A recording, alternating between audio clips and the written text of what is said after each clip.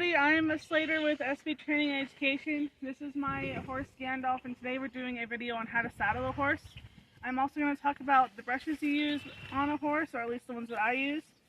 This is a styler curry comb that you use all over the body, and this just helps get all of the dirt and debris that's on the surface off. You don't want to use this on the face because it's a little too rough for that. Horses' faces are very sensitive. You want to make sure you get all down their back and under their bellies, wherever the saddle is going to sit. Then I'm going to use my hard brush here and kind of wipe the top layer of dirt off.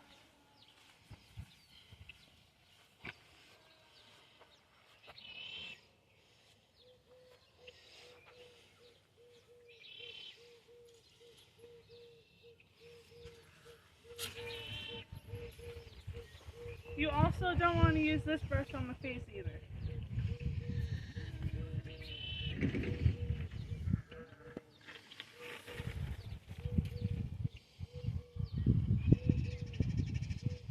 Then I'm going to use my soft brush to wipe around his face and get all the stuff off of his face.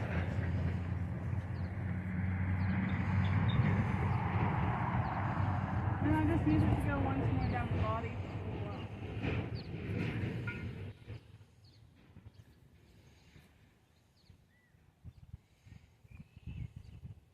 Brush here is a mane and tail brush used to brush their manes and tails. As you can see, my horse has a roached mane, so I would just brush his tail with it. I'm not going to do that today because I don't need to. So, this is your saddle pad. This sits on the horse's back. If your saddle pad has a black leather patch, this is where it goes on the withers. So, it should sit. Gandalf has a bit of a short back, so it's going to look a little bit different on any horse. But with him, it sits right here. And you want your saddle pad to be lined up in the middle of the shoulder.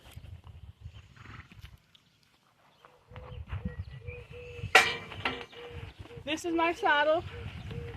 My saddle has lots of gear on it, so I like to just kind of flip it over the top. It makes it a little bit easier to put on.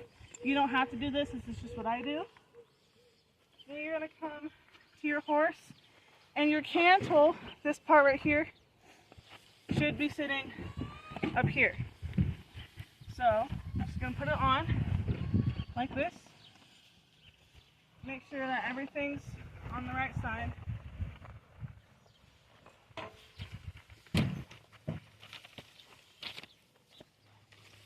Now you want to kind of put your saddle pad more upwards. I like to leave at least an inch. And then you want to tint your saddle pad so that the pressure isn't so much on the withers. Then I'm going to ask my horse to step over.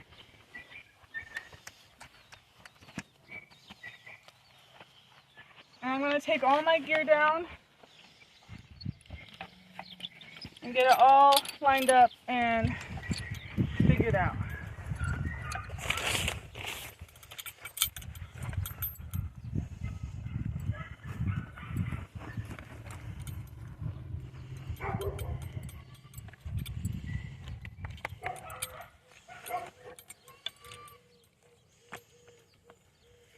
Okay, now you just want to make sure nothing's rolled. Like right here, my saddle's rolled, so you want to make sure it's nice and flat. That'll cause a sore. And grab my cinch. Then I'm going to put my latigo through my cinch. And I'm not going to make it super tight right here. I'm just going to make it snug. Then I'm going to take the end of my latigo, pull it back through the D-ring up top, pull it back down through. Then I'm going to go through my cinch one more time. Then I'm going to take the end of my latigo, come to the D-ring, pull it through like this. Then you're going to come around and go under and back through. And I'm going to kind of snug it up. And then you're just going to put your tail through and pull tight. This is what's called a Texas T-knot. You do not want to use your buckle. It's not as secure as the Texas T. So you want to go under your horse, grab your back cinch, and just pull it through. With the back cinch, you don't want to see any space between the belly and the back cinch. You want to have it nice and snug. If you have your cinch too loose, then your back foot can get hung up in the back cinch and cause a huge wreck. After you do your back cinch, you're going to want to add on your breast collar. With your breast collar, this saddle has a specific ring for it. If your saddle doesn't have a ring for it, you can also go through your cinch ring. So I'm going to put the end of my breast collar through. And you want to come up front, and this little ring right here should be in the center of your horse's chest. So now you just want to tighten it, but you don't want it so tight that it's cutting off the air. You just want it, I like to just be able to put my hand through. Then you're just going to buckle it. The breast collar keeps your saddle from sliding backwards. Then some breast collars don't have this middle piece, but this one does. So I'm going to come between my horse's legs, and on my cinch there is a D-ring. So I'm going to take the clip on my breast collar and clip it to the D-ring on my cinch. Now that all your components of your saddle is on your horse, you're going to want to walk your horse around before you tighten up the cinch all the way. Hershey, you're in the way. If you do not walk your horse around or lunge your horse, then your horse could lay down as soon as you tighten up that cinch. So, you're going to want to gradually tighten up your horse's cinch.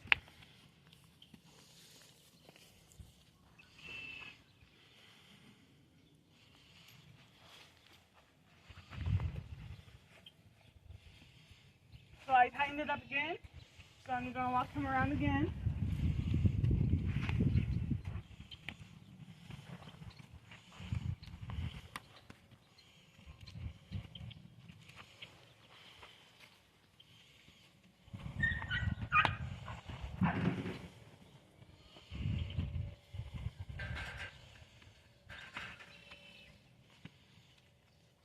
I'm going to tighten it up once more.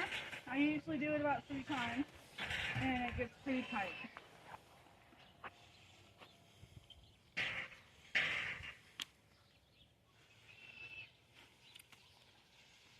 So now that your saddle is nice and tight, you would put your headstall or your bridle on. Okay, this is a Western bridle, and these are Western reins. A Western bridle is different from an English bridle. I don't have an English one to show you. So, to put a bridle on, you just want to double check that your throat latch is undone. This is your throat latch, you want that undone. So, I'm going to bring my horse's head over. And I like to, since these are connected reins, I put my reins over his head first. Then I'm going to take my hand and come to the top of his head so I can grab the bridle. Then I'm going to hold the bit like so and put the bit in his mouth. If your horse doesn't open his mouth, you can squeeze, kind of tickle his tongue on the corners of his mouth right here, and to get them to open their mouth. Then you'll want to stick both ears through, both sides, And when you put your ears through, you want to make sure you see 2 leather pieces. Then you're going to want to grab your throat latch. It's around in front of his head.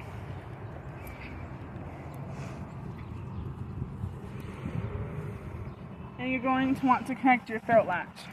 The throat latch keeps it from your horse rubbing it off.